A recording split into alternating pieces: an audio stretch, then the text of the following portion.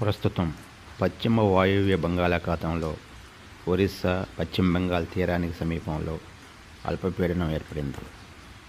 September 23వ తేదీ నుండి భారత ఉపఖండం నుండి నైరుతి రుతుపవనాల తిరోగమనం మొదలైంది. ఈ సంవత్సరం మే నెల 31వ తేదీన నైరుతి రుతుపవనాలు దేశంలోనికి ప్రవేశించాయి.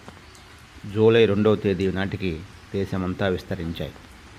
ఈ సంవత్సరం నైరుతి రుతుపవనాల కాలంలో దేశమంతా అనేక చోట్ల భారీ వర్షాలు కురిశాయి. ప్రస్తుతం ఋతుపవనాల ఉపసంహరణ మొదలైంది. ఋతుపవనాల తిరోగమనాన్ని ఈశాన్య ఋతుపవన కాలమని అంటారు. ఈ సీజన్లో ముఖ్యంగా అక్టోబరు, నవంబర్ మాసాల్లో బంగాళాఖాతంలో అల్పపీడనాలు ఏర్పడి అవి వాయుగుండాలు, తుఫానులుగా బలపడతాయి.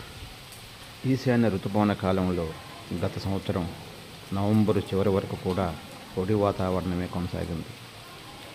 డిసెంబరు తొలి వారంలో తుఫాను ప్రభావంతో తమిళనాడు, కోస్తాంధ్రలో భారీ వర్షాలు కురిశాయి. ఈ అక్టోబరు మాసంలో తొలి వారంలో ఇంచుమించుగా రాష్ట్రమంతా పొడి వాతావరణమే కొనసాగింది. ఈ వారంలో రాష్ట్రంలో కొన్ని చోట్ల ఉరుములు, మెరుపులతో కూడిన జల్లులు కురిశాయి. ప్రస్తుతం పశ్చిమ వాయువ్య బంగాళాఖాతంలో ఏర్పడిన అల్పపీడన ప్రభావం మన రాష్ట్రం మీద తక్కువగా ఉంటుంది.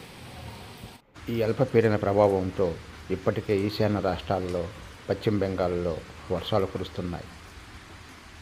రానున్న రోజుల్లో నైరుతి బంగాళాఖాతంలోనూ, ఆగ్నేయ బంగాళాఖాతంలో అల్పపీడనాలు ఏర్పడే అవకాశం ఉన్నది. వీటి ప్రభావం ప్రధానంగా ఆంధ్రప్రదేశ్, తమిళనాడు తీరాల మీద ఉంటుంది. ఈశాన్య ఋతుపవన కాలంలో ప్రధానంగా ఆంధ్రప్రదేశ్లో, తమిళనాడులో మంచి వర్షాలు కురుస్తాయి. ఈ సీజన్లో ఇప్పటికే పసిఫిక్ మహాసముద్రంలో ఏర్పడిన భారీ టైఫూన్లు తూర్పు ఆసియా దేశాలైన జపాను, చైనా, తైవాన్, ఫిలిప్పైన్స్ దేశాల మీద తీవ్ర ప్రభావం చూపాయి. మన దేశంలోని తూర్పు తీర రాష్ట్రాలకు కూడా ఈ సీజన్లో తుఫాన్ల ముప్పు పొంచి ఉన్నది.